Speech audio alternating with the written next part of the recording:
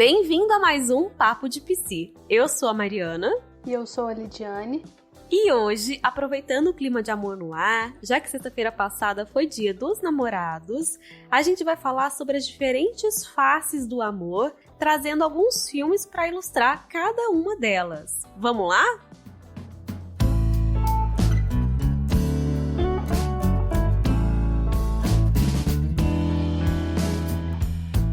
Bom, então vamos lá, né, Lídia? A gente decidiu falar aqui sobre algumas faces do amor, não são todas, aliás, eu acho que nem tem como a gente definir todas as facetas do amor, mas definimos alguns tipos e acho interessante assim, a gente já colocar aqui pro pessoal quais vão ser essas faces do amor que a gente vai olhar, mas os filmes nós vamos contando aos poucos. Então, a gente vai falar sobre relacionamentos inesperados na vida adulta, sobre relacionamento consigo mesmo. O que mais, Lid? Relacionamento quando se torna obsessivo e perigoso. Que é o chamado relacionamento abusivo. Quando se permite viver novos relacionamentos na terceira idade.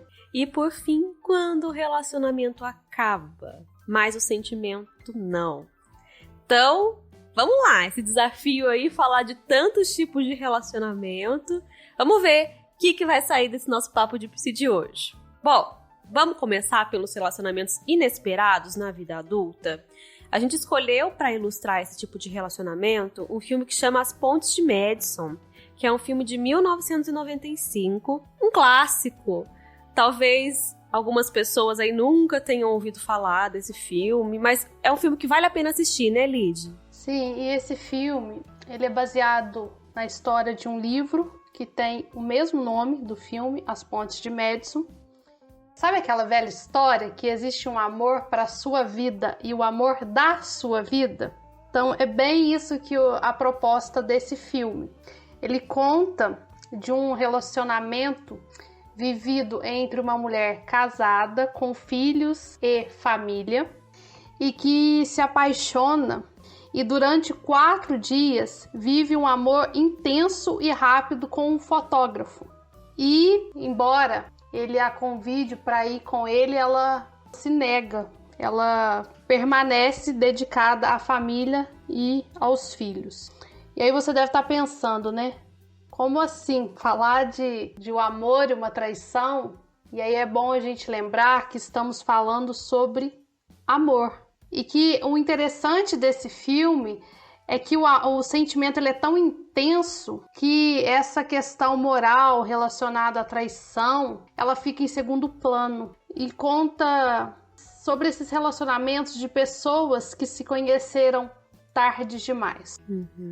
E acho importante colocar também que são diferentes faces do amor.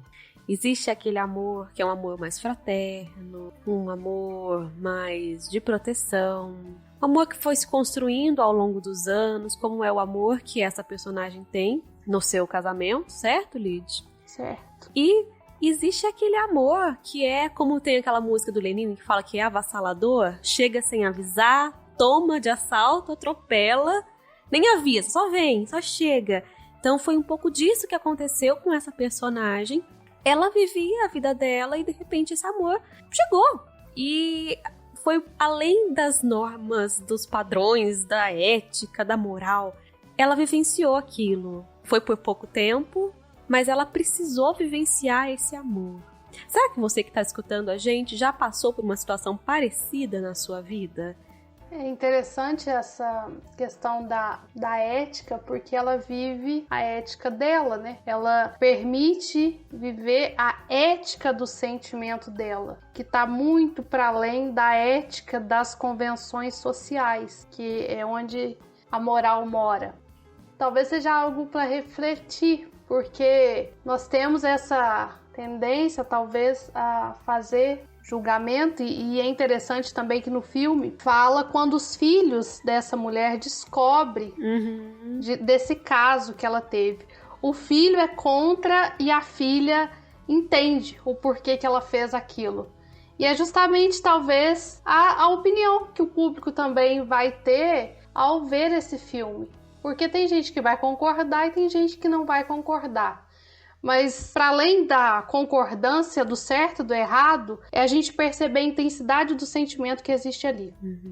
E é interessante colocar também que nesse filme é um amor que acontece já quando a vida dessa personagem já está um tanto quanto estruturada, né? Ela já não é mais uma pessoa tão jovem assim. Quantos anos mais ou menos ela tem nesse filme? Uns 40 e poucos? Sim, eu acredito que sim. Nessa faixa. Entre 40 e 50? Sim. Será? Sim. Acredito que é isso. Então, assim, é uma pessoa que tá ali no meio da vida e outros desejos podem surgir. A gente vai falar ainda sobre esse tema hoje, não sobre esse filme, sobre outro, mas já que a gente fala.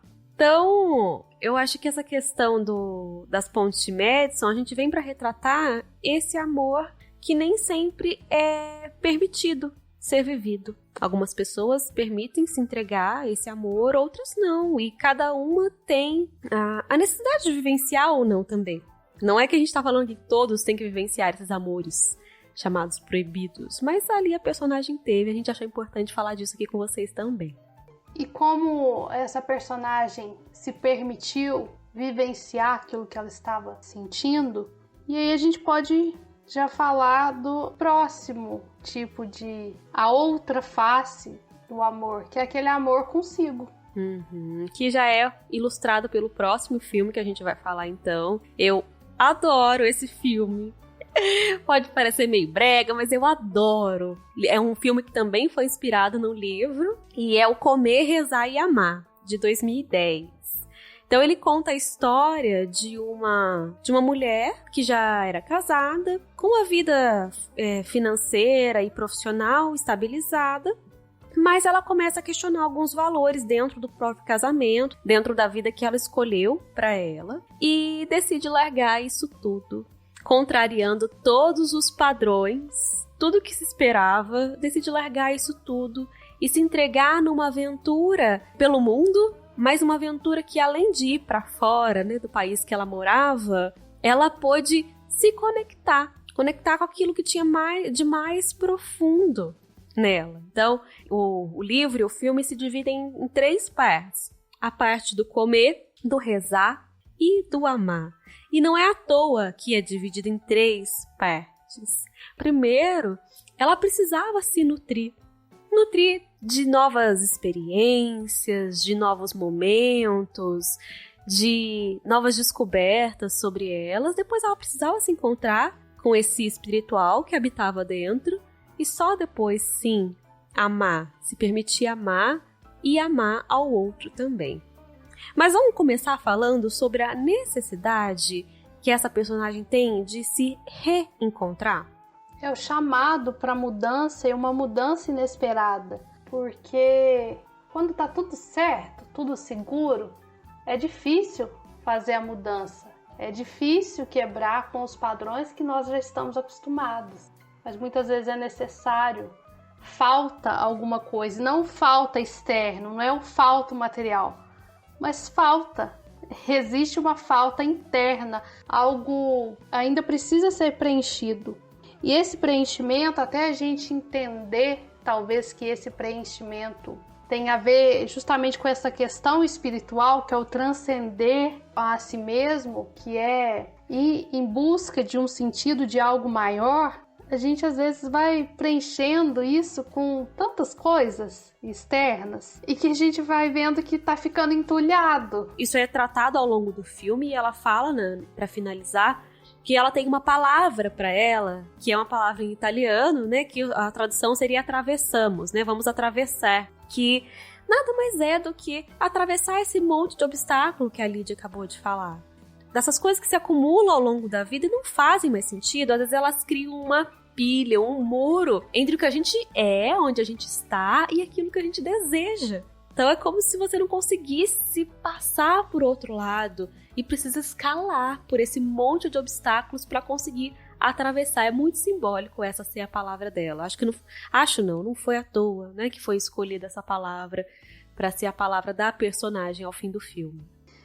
E algo que fica também é essa questão, mesmo que pareça que está tudo perdido, sempre existe um caminho. um caminho que pode ser diferente e que pode ser ainda melhor. Sim, isso fica muito claro, porque às vezes, o que é retratado nesse filme, e a gente vê muito isso na nossa vida, na vida das pessoas próximas a gente, na vida dos pacientes, o que acontece?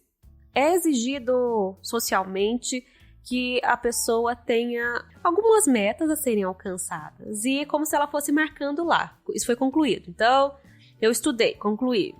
Eu fiz uma universidade ou algum outro curso, concluí. Agora eu vou casar, concluí. Tive filhos, concluí. Tive a minha casa. Então, ela é uma personagem que vai fazendo esse checklist, ela vai preenchendo todo esse checklist. Só que chega uma hora na vida dela que ela fala: ei, não é isso que eu queria. Isso é o que foi imposto pra mim. Eu fui seguindo esse caminho sem perceber que eu tava me perdendo de mim mesma. Então é muito interessante quando ela tem essa sacada, percebe que não é esse caminho que eu quero seguir mais. Pode ser que até ontem fosse o caminho que eu queria, mas hoje não é mais, então vou largar tudo. Vou deixar tudo e vou descobrir o que eu quero. Interessante que ela faz isso sem saber o que ela quer, né? Ela só sabe que o que ela não quer mais. E muitas vezes alguns pacientes me falam: eu não sei o que eu quero, eu só sei o que eu não quero. E eu digo que isso já é um grande passo, saber o que não se quer. Você não concorda comigo?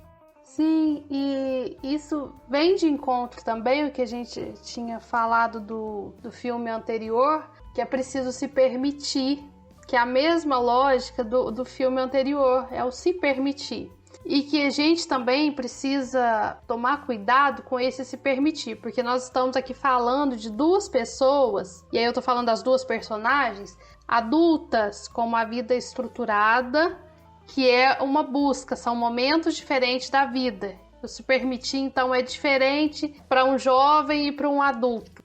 Porque o jovem tem essa ideia que o se permitir é ultrapassar o limite da liberdade. E não é extravasar dessa forma, é você se permitir, mas sabendo que existe um limite.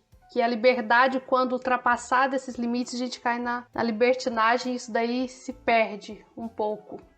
Isso talvez seria um descaminho, talvez, das faces do amor. Não deixa de ser, mas talvez tenha algo aí que tá se perdendo.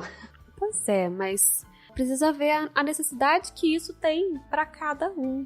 Porque realmente o amor hoje, você que tá escutando aí a gente, acho que é importante refletir sobre isso. O amor hoje não se encaixa mais em pequenos padrões como há algum tempo tentava se fazer, ou reprimir, não sei dizer.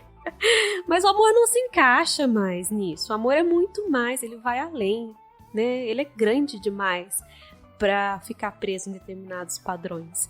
E eu acho que é isso que a personagem consegue chegar à conclusão no final do filme, que ela amou sim as pessoas com quem ela esteve antes, mas ela percebeu que ela precisava amar primeiro a ela, porque ela amava muito aos outros, fazia muito pelos outros.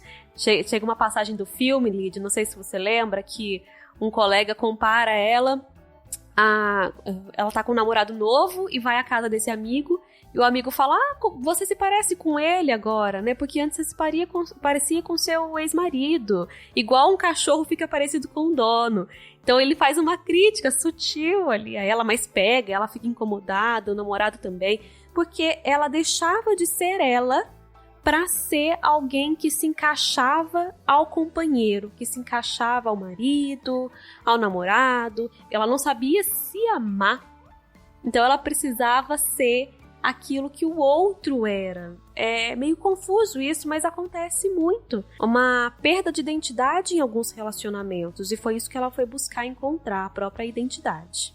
E embora o amor não deva ter padrões, e a gente vê muito isso, mas ele precisa de um certo limite justamente para que a gente tenha responsabilidade afetiva com o outro. Uhum.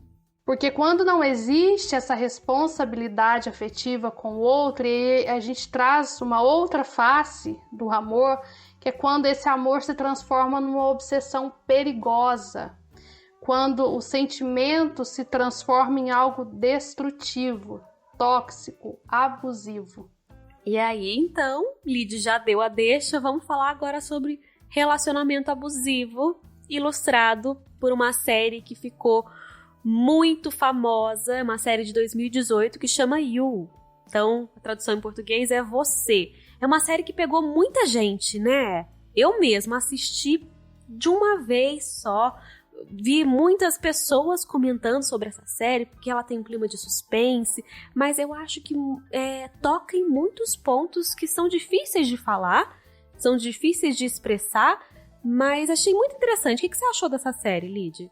A série me pegou de uma forma, e esse é um aspecto também, porque ela mexe também com essa questão da moral, e em um determinado momento você se pega torcendo pelo personagem principal. Isso mexe com a gente. Mexe, né? Vamos contar primeiro, pra quem nunca assistiu essa série, um pouquinho do que se trata. Basicamente, a história se dá a partir de dois personagens, né? Do Joe, que é o personagem principal, e a Beck. O Joe, ele trabalha numa livraria, e a Beck um dia vai até essa livraria, e o Joey fica fascinado, obcecado por ela, achando que ela apareceu lá porque era um sinal que eles deveriam ficar juntos, que foi o destino conspirando para que os dois se encontrassem, para que os dois se conhecessem. E ele faz de tudo para aparecer na vida dela, para estar em momentos assim que parece que os dois se encontraram casualmente, mas na verdade foi tudo armado por ele. Então a obsessão, ela já começa no primeiro encontro dos dois. E aí fica aquela pergunta, né? Será que foi mesmo? Eu acho que eu já sei a resposta da Lid, mas enfim. Será que foi mesmo a Beck que despertou essa obsessão nele? Ou já estava dentro dele esse desejo de estar obcecado por alguém? Já estava, né? As relações amorosas, elas são diretamente influenciadas pelas experiências individuais de cada um. Então, cada parceiro precisa cuidar de si, ter autoconhecimento sobre as suas necessidades, para que não deposite essa expectativa no outro, achando que o outro tem que dar conta das suas necessidades. Porque senão a gente cai naquela lógica de achar que o outro é propriedade minha. E isso gera sofrimento tanto para quem sente, tanto para quem é amado. Embora quem sinta isso, essa obsessão, o outro é meu e eu preciso fazer de tudo para estar com o outro, pode ver que percebe muitas vezes que não tem sofrimento, que ele tá indo atrás daquilo que ele deseja. Pois é. Ele tá cobrindo o outro de desejo, de afeto, mas a partir da percepção dele. Ele não sabe se o outro quer daquela maneira. Isso fica sem limites. E isso é totalmente ilusório, porque ninguém pertence a ninguém. Eu acho que uma face do amor muito importante é que ele é livre. O amor não tem amarras. Ele é livre. Então, pode-se sim achar que, porque eu casei, agora é meu marido, é minha esposa, ou então, namorados, enfim. Ninguém pertence a ninguém. Os filmes anteriores vêm pra mostrar isso pra gente. Que mesmo estando em um outro relacionamento, o amor pode surgir de outras maneiras. Só que não é isso que o personagem principal, Joey, acredita. Ele acredita que, sim, eu te amo, você diz que me ama, então você é minha. E é muito pesado isso, porque na série traz isso de um modo mais escancarado, mas às vezes pode surgir na vida real de um modo um pouco mais sutil, sabe? Aquela pessoa que não permite que você tenha amigos, amigas. Sabe aquele companheiro ou companheira que não permite que você tenha o seu próprio gosto musical ou vista as roupas que você gostaria de vestir? Vamos pensar um pouquinho, será que aí por trás não tem um sentimento de posse ou uma obsessão por você? Ou você mesmo, será que não tá assim com outras pessoas? É aquela velha história de que ciúmes é uma expressão do amor. Ciúmes não é expressão do amor. Perfeito. Muita gente confunde isso, né? Confunde. Ciúme é um desequilíbrio, tá mostrando que existe algo que não está ali muito saudável, tem algo em desequilíbrio. Porque começa nessa ideia de posse e de obsessão, vai proibindo muitas vezes o contato com os amigos, o contato com a própria família. O tempo todo vai ali se colocando, vai manipulando de uma forma que você se sente culpada e ele sempre, ou ela sempre a vítima. Um dos traços do relacionamento abusivo é criar essa ilha em torno do casal, onde eles ficam isolados de todo o mundo. E a ideia atrativa para ir para essa ilha é de que não, nós aqui somos legais, o mundo é horrível, as outras pessoas não te amam como eu te amo, ninguém vai te tratar bem como eu te trato. E a gente vai percebendo ao longo da série que a Becky ela é atraída para essa ilha, mas no fim ela vai percebendo, tentando sair, né? Ela tem essa tomada de consciência, tenta sair em alguns momentos, mas é muito difícil porque a pessoa já está isolada de todas aquelas outras que poderiam ser pessoas que poderiam ajudar a sair desse relacionamento que não tá legal. Então esse é um dos traços, o isolamento. É uma coisa assim bem predatória mesmo, né? Parece Nessa série é trazido assim o personagem principal como um predador mesmo. Ele vai atraindo bem assim, né? Vai atraindo a caça e vai colocando ela, de repente ela se vê perdida dentro de uma armadilha e não consegue sair. Porque o relacionamento saudável, e relacionamento saudável a gente não tá dizendo que não é relacionamento que não tenha conflito, mas é relacionamento onde existe diálogo, existe confiança e existe a individualidade de cada um, mas para proporcionar esse amadurecimento do relacionamento e também o crescimento pessoal de cada um dos parceiros que fazem parte daquele relacionamento. Eu acho que a gente não pode entender o conflito como uma coisa negativa, porque se não tem conflito também, quem diz que esse é um bom relacionamento? A gente não tá aqui pra julgar o que é bom e o que é mal, né? O que é bom e o que é ruim. Mas se não tem conflito, será que essas pessoas estão conversando? Será que estão dialogando? Porque duas pessoas que cresceram em lugares diferentes, com famílias diferentes, vão ter perspectivas diferentes em pelo menos um assunto. Não dá pra combinar em tudo. E com esse amadurecimento, proporciona que haja mais diálogo, sem tanto atrito ali, divergência de opiniões. Mas não quer dizer que não exista o conflito. Quando não existe o conflito, é sinal que tá morno. E morno... Não tem nada a ver com amor. Morno não é amor. Morno é morno. Se tem uma face que o amor não tem, é morno. A gente lembra lá da mitologia grega, quem que é o deus do amor? É o Cupido. Então ele joga a flecha nas pessoas e imediatamente elas se transformam.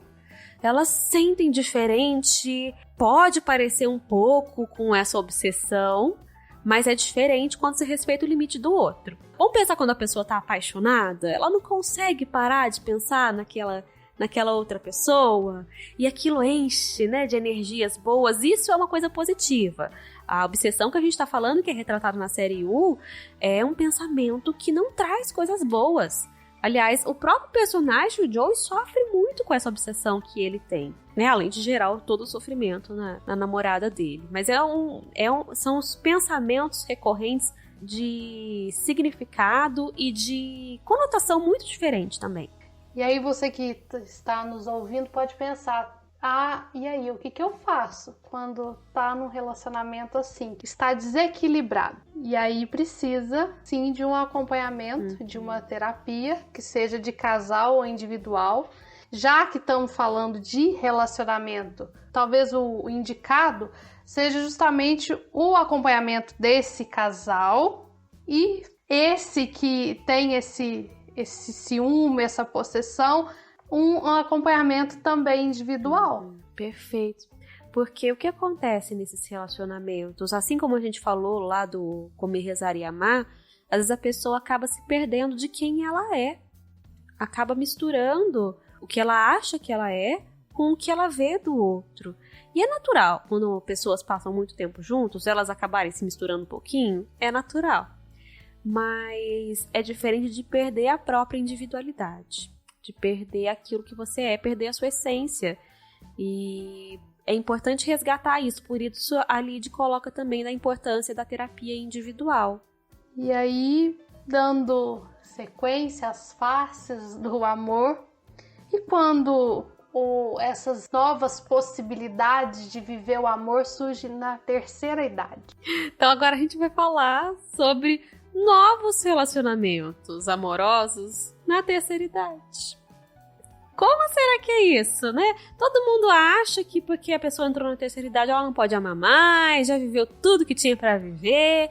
E não é bem assim que as coisas acontecem, né, gente? Estamos no século XXI aí e vem uma série interessantíssima pra gente ilustrar isso. Eu adoro essa série. Eu acho ela muito divertida.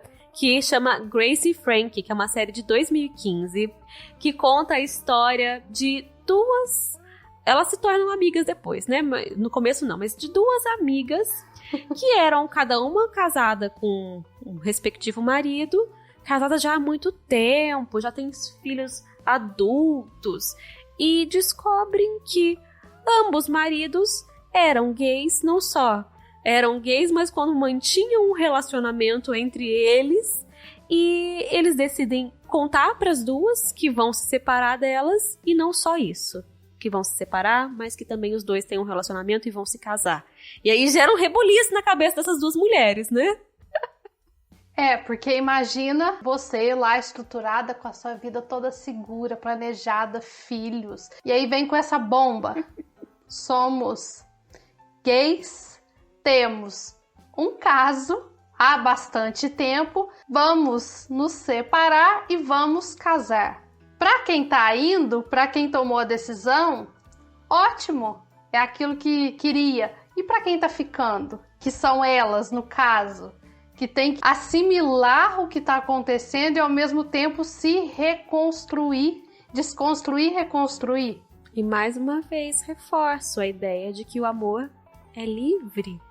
E os dois personagens, que são os homossexuais, que é o Sol e o Robert, eles colocam em um determinado ponto da série que eles não escolheram aquilo, que eles, se pudessem escolher, continuariam casados, né, com a sua família, com as suas esposas, mas eles se apaixonaram e foi avassalador e tentaram não manter esse relacionamento, mas não foi possível, o amor era muito mais forte, né? Eles precisavam ficar juntos, então eles mantiveram um relacionamento extraconjugal durante, acho que 20 anos. 20 anos, né? Então, assim, eles foram casados, o casal hétero foi casado, acho que durante um pouco mais, não foi? Sim. Eu não lembro ao certo o tempo. Mas chegou um ponto do casamento, o que os dois trabalhavam juntos, eram sócios, se apaixonaram. E o que eles iam fazer com isso? Tentaram reprimir esse sentimento por muito tempo, mas chegou uma certa fase da vida, eles já estavam lá, de cabelinho branco, já não queriam mais perder mais tempo de vida sem assumir o amor deles. Eles decidem, não, vamos assumir. Não foi fácil, mas eles assumiram e conseguiram, inclusive, se casar. E aí eu acho que toca num tema importante, que a gente estava conversando um pouquinho antes de gravar aqui, né, Lid? Que é a questão da heterossexualidade imposta. Compulsória. Fala um pouquinho disso pra gente. Porque a gente tem esse padrão heteronormativo, de que o correto, o certo, é o homem e uma mulher. E normalmente na adolescência, que é essa descoberta da sexualidade, a vivência inclusive da sexualidade, pode ser que a pessoa já se perceba ali que algo tá diferente. Diferente do que esperavam pra ela. Sim, ela percebe que a orientação sexual dela é diferente da norma padrão. E pode ser que, se ela tiver o apoio, se ela tiver condições de seguir a sua orientação, ela já segue a sua orientação.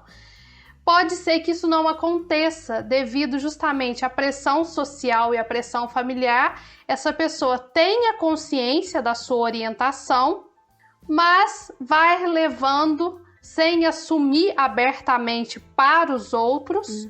E ela opta por assumir isso na vida adulta quando já não tem essa dependência da aprovação externa. Isso quando consegue fazer isso. Por muitas vezes não consegue. Fica com essa necessidade de expressão muito reprimida. Mas na série, a gente quis trazer ela aqui hoje pra conversar, porque eles conseguem vencer aquele obstáculo que a gente falou lá na frente, né? A gente falou lá atrás, na verdade, que é esse obstáculo de coisas que são criadas na nossa frente, que impedem a gente de chegar àquilo que a gente realmente deseja. Então eles conseguem, juntos. E o que é bonito na série, não sei se isso pode ser... Eu acho que pode ser real, sim. Isso pode acontecer no mundo real. Mas o que é bonito é que eles vencem esse obstáculo juntos, mas sem desmerecer tudo que eles viveram antes e contando com o apoio das ex-companheiras, que, assim, tem uma capacidade de ressignificação enorme. São hilárias. Vou dar um spoiler aqui, quem não assistiu a série, é só... eu vou dar um spoilerzinho, assim, detalhe, né? O casamento dos dois, ele chega a acontecer e quem realiza o casamento, quem concretiza o casamento, faz a cerimônia lá, é uma das ex-esposas, sabe? Então, é uma necessidade, não, uma capacidade de atravessar, lembra que a gente falou do primeiro filme lá, Comer, Rezar e Amar? Uma capacidade de atravessar obstáculos incrível que esses 4 têm, não são só os 2 não, as 2 também. Eu acho interessante, a gente tava conversando, né, Lid? Dos outros relacionamentos que elas conquistam também e como elas se desprendem dos papéis que estavam já pré-estabelecidos para elas acharam que elas iam morrer sendo a esposa do fulano, a mãe do ciclano e presas àquele papel enrijecido. E elas começam a descobrir que elas podem ser muito mais do que só aquilo, né? Que existem outras possibilidades de viver essas faces do amor. E a gente fala o amor assim, né? Com essa empolgação, porque tem isso, como falar do amor sem sentir um calorzinho, tá falando né? Amor é assim. Essa empolgação, porque o amor é sentimento, ele é para ser vivido. E muitas vezes a gente tem essa necessidade de enquadrar e de ir colocando em compartimentos e caixinhas. E será que é necessário colocar esse sentimento em compartimentos e caixinhas? E às vezes nem é possível fazer isso. Porque às vezes, por mais que o amor preencha um requisito para entrar numa caixinha, pode ser que um outro aspecto da vida não preencha, então não completa aquela lista de caixinhas. Aquela lista de coisas que precisam ser correspondidas. E aí eu acho que a gente já entra no último filme que a gente quer falar e o último tipo de relacionamento, que é... E aí? O começo do fim. O começo do fim. Quando o relacionamento acaba, mas o sentimento não. Então, para ilustrar essa faceta do amor, a gente trouxe o filme História de um Casamento, que é de 2019, que é um filme fantástico, denso, intenso. E real, porque ele traz esse aspecto real da vivência de quem optou pelo divórcio. Então, diferente de todos os outros, ele tem uma pegada bem pesada. É um filme, um drama, assim, mas vale muito a pena. É um filme, assim, que você não desgruda o olho da TV, de tão intenso que é. Então, como a Lid já pontuou um pouquinho, eu já falei, basicamente esse filme, ele fala de um casal que já não deseja mais ser um casal. Apesar de compartilharem sentimentos, de gostarem um do outro, o carinho não acabou, mas eles decidem que eles não querem mais seguir a vida enquanto casal. Muitas vezes, quando as pessoas optam pelo divórcio, por terminar o relacionamento, a gente pode ter aquela ideia, acabou o sentimento. E não necessariamente acabou o sentimento. Existe o sentimento, mas talvez não o suficiente para manter aquele relacionamento, aquela relação. Para sustentar a relação. Voltando no Comer e Rezar e Amar, tem uma parte que, quando a personagem principal tá rompendo um namoro, o namorado propõe pra ela algo assim, não, peraí, a gente pode assumir que a gente não é feliz, que o nosso relacionamento é uma droga, mas a gente precisa ficar junto pra gente ser menos infeliz. E ela não aceita, né? Por um tempo ela tenta manter isso, mas depois ela vê que é insustentável. E na história de um casamento é isso que acontece também. Eles não desistem no primeiro obstáculo, mas percebem que aquele relacionamento que foi importante, que foi necessário, chegou ao fim. E é importante ver quando chega ao fim, né? Dolorido. O filme mostra como isso é dolorido pros dois. Porque existe muito essa confusão também de sentimentos, justamente porque ainda existe os sentimentos. E tem uma ideia que acabou, tem que apagar toda a história, tem que tirar aquilo da pessoa. E não tem que tirar, aquilo fez parte da história. Provavelmente tiveram bons momentos, mas como tudo na vida é dinâmico, chegou ao fim. E não é porque o relacionamento acaba que o sentimento acaba junto. E também não é, o contrário também não é verdadeiro. Não é porque tem sentimento que tem um relacionamento. Se é que isso ficou claro, se eu conseguir organizar meu pensamento. Mas acho que é isso que é tratado lá. Precisa, às vezes, ter um ponto final. E é um ponto final muito difícil que eles colocam, porque envolve um filho. E todas as pessoas que estão escutando a gente aí, que já passaram por um processo de divórcio, envolvendo crianças, sabem que é um processo delicado. E lá eles tentam deixar... É muito difícil para os dois, o casal, mas eles tentam fazer com que o filho não se envolva no meio disso, que não afete o filho. Mas como isso é difícil para muitos casais, né? Porque... E aí é algo que fica para os filhos... Pro casal é sofrido, mas pro filho pode ser ainda mais difícil, porque ele entende que pode ser que ele tenha que tomar um partido, ele não tem que tomar um partido, porque ambos são os pais, o pai e a mãe, e tem o sentimento pelos dois, então é preciso cuidado sim, para que não aconteça alienação parental, que é algo complexo, difícil, que inclusive é tratado judicialmente, né? Isso, alienação parental, acho importante a gente falar que tem dois aspectos. O aspecto jurídico, que é um crime, e também o aspecto psicológico, que gera uma síndrome que tem o mesmo nome, a síndrome de alienação parental, que traz diversos danos para essa criança, para esse adolescente que sofre essa alienação durante o processo de separação dos pais. Muito importante isso que você colocou, Lid. Acabou o relacionamento, mas não acabou a paternidade e a maternidade. Então, perfeito. Tem que ser resguardado os sentimentos dos filhos. Isso é fundamental e diz muito de algo que eu gosto muito, que diz o seguinte: a gente conhece talvez a pessoa quando ela sai de um relacionamento e não quando ela entra. E tem uma frase na história de um casamento que eu gosto muito, que ela diz o seguinte: me apaixonei 2 segundos depois de vê-lo e nunca vou deixar de amá-lo. É isso, porque existe esse respeito, existe esse cuidado com o outro. E o amor, ele pode se transformar. Pode se transformar num outro tipo de amor, como foi que acabou acontecendo no fim desse filme, mas no meio, o amor ele se transforma em raiva, ódio, e é aí que mora o perigo, porque quando esses sentimentos estão muito aflorados, coisas ruins podem acontecer com as duas pessoas, como foi que aconteceu no filme. Vale muito a pena, né, assistir esse filme. Foi um filme premiadíssimo, né, se eu não me engano, ele venceu o Oscar. Eu não lembro se ele venceu, sei que ele concorreu ao Oscar, mas é um filme que vale muito a pena. A atriz coadjuvante ganhou o Oscar, que é a advogada que representa... Ah, é verdade. Verdade. Ela ganhou o Oscar. Porque é muito... Porque traz isso, a realidade mesmo de quem está passando por esse processo. Dessa burocracia, do desgaste, do se questionar realmente como que é, se tem sentimento, não tem sentimento, se vale a pena, não vale a pena, mas... E sabe o que eu acho que é interessante? Que esse término, ele proporciona para os dois personagens, proporciona que eles resgatem aquilo que eles tinham deixado de lado por conta do relacionamento.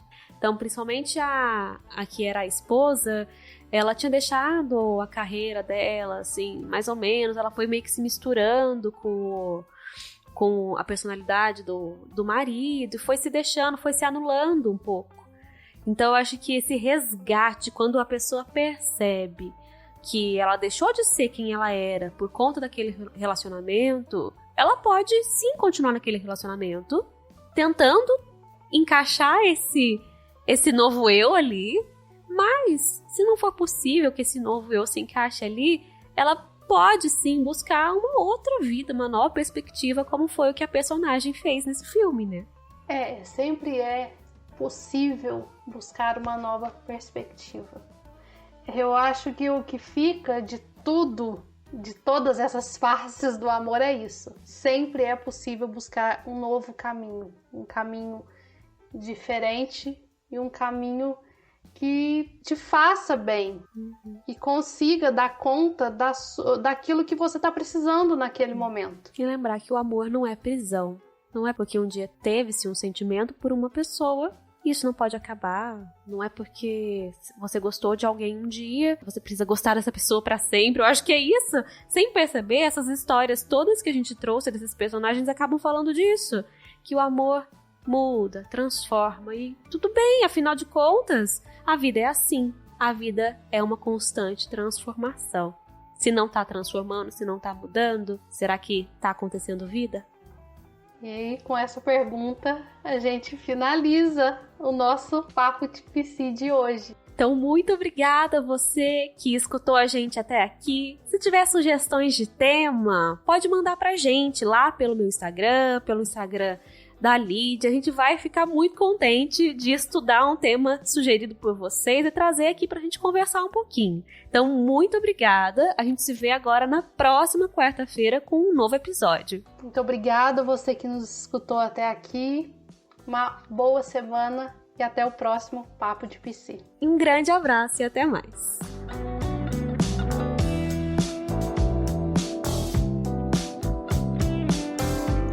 Se você quer conhecer um pouco mais sobre o nosso trabalho, segue a gente nas redes sociais. O meu Instagram é @marianaalvespsi e o da Lídia é @lidianegouveia_psicóloga. E não se esqueça, toda quarta um episódio novo para você escutar de onde estiver e quando quiser.